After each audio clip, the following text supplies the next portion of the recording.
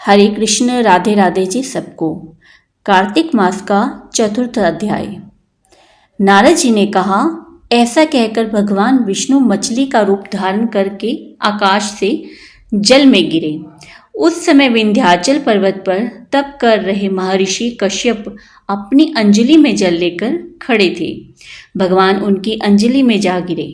महर्षि कश्यप ने दया करके उसे अपने कमंडल में रख लिया।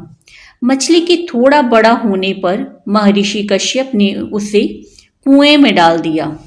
जब वह मछली कुएं में भी न समा सकी तो उन्होंने उसे तालाब में डाल दिया।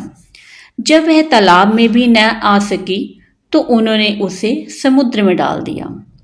वह मछली वहां भी बढ़ने लगी। फिर मत्स्य रूपी भगवान विष्णु ने इस शंखासुर का वध किया और शंखासुर को हाथ में लेकर बद्री वन में आ गए।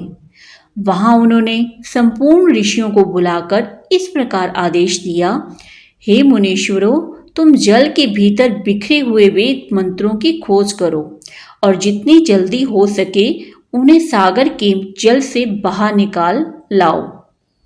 तब तक मैं देवताओं के साथ प्रयाग में ठहरता हूँ। तब उन तपोबल संपन्न महर्षियों ने यज्ञ और बीजों सहित संपूर्ण वेदों मंत्रों का उद्धार किया। उनमें से जितने मंत्र जिस ऋषि ने उपलब्ध किए वही उन बीज मंत्रों का उस दिन से ऋषि माना जाने लगा। तदंतर सब ऋषि एकत्र होकर प्रयाग में गए। वहां उन्होंने ब्रह्मा जी सहित भगवान विष्णु को उपलब्ध हुए सभी वेद मंत्र समर्पित कर दिए। सब वेदों को पाकर ब्रह्मा जी बहुत प्रसन्न हुए। उन्होंने देवताओं और ऋषियों के साथ प्रयाग में अश्वमेघ यज्ञ किया। यज्ञ समाप्त होने पर सब देवताओं ने भगवान से निवेदन किया, हे देवादिदेव जगन्नाथ, इस स्थान पर ब्रह्मा जी ने खोए हुए वेदों को पुनः प्राप्त किया है और हमने भी यहाँ आपके प्रसाद से यज्ञ भाग पाए हैं। अतः यह स्थान पृथ्वी पर सबसे श्रेष्ठ पुण्य की वृद्धि करने वाला एवं भोग तथा मोक्ष प्रदान करने वाला हो।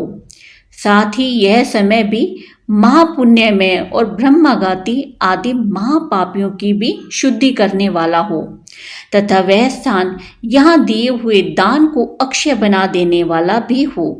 यह वर दीजिए। भगवान विष्णु बोले, हे देवताओं, तुमने जो कुछ कहा है वह मुझे स्वीकार है। तुम्हारी इच्छा पूर्ण हो। आज से यह स्थान ब्रह्म क्षेत्र के नाम से प्रसिद्ध होगा। सूर्यवंश में उत्पन्न राजा भगीरथ यहाँ गंगा को ले आएंगे और वह यहाँ सूर्य कन्या यमुना से मिलेंगे। ब्रह्मा जी और तुम सब देवता मेरे साथ यहाँ निवास करो। आज से यह तीर्थ तीर्थराज के नाम से विख्यात होगा। तीर्थराज के दर्शन से तत्काल सब पाप नष्ट हो जाएंगे। जब सूर्य मकर राशि में स्थित होंगे उस समय यहाँ स्नान करने वाले मनुष्यों के सब पापों का यह तीर्थ नाश करेगा।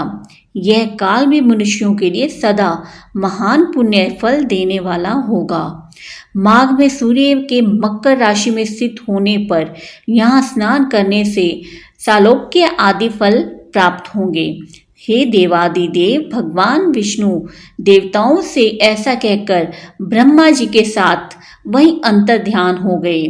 तत्पश्चात इंद्रादि देवता भी अपने अंश से प्रयाग में रहते हुए वहां से अंतर ध्यान हो गए। जो मनुष्य कार्तिक में तुलसी जी की जड़ के समीप श्री हरि का पूजन करता है वह इस लोक में संपूर्ण भोगों को उपभोग करके अंत में वैकुंठ धाम को प्राप्त होता है। कार्तिक महीने की अत्यंत महिमा मानी गई है। इस महीने में जप तप ध्यान करने से व्यक्ति को मोक्ष की प्राप्ति होती है और हरि चरणों में वास मिलता है। जो भी व्यक्ति कार्तिक मास के महीने के नियम का पालन करता है वह श्री हरि की कृपा से सदैव प्रसन्नचित्त रहता है। इसी के साथ चतुर्थ अध्याय समाप्त होता है। हरि बोल, हरि बोल, हरि बोल। राधे राधे जी सबको।